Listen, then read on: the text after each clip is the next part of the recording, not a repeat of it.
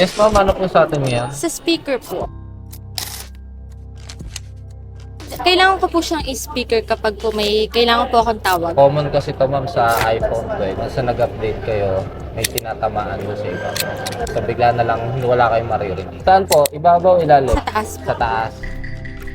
Ayusin ko ito ma'am in a few minutes. Napala sa po. Kakatiwalaan kung usapan lang ay iPhone. Sumasakit na ba sintido mo? Sa kakaisip kung saan papaayos sipin mo? Aba teka muna easy bro, spec sa pilang nararapat at naririto. Di ka magsisisi dito sa pagpili mo. Ano bang sira ng iyong sipi, mafi-fix nito.